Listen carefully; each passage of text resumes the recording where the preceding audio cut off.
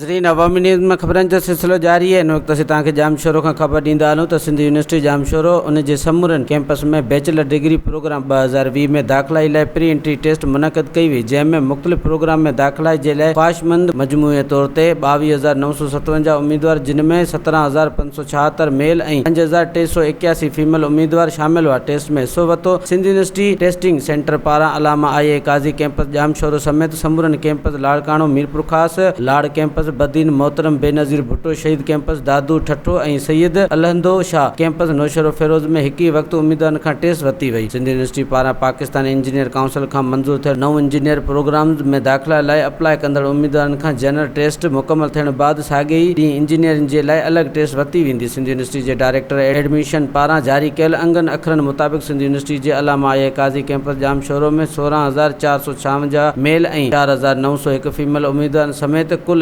21,357 उम्मीदवारनि taste ॾिनी। वधीक ख़बरनि ऐं तफ़सील जे लाइ विज़िट कयो असांजी वेबसाइट awamiNewsHD.com ऐं ॾिसंदा रहो अवामी न्यूज़ HD।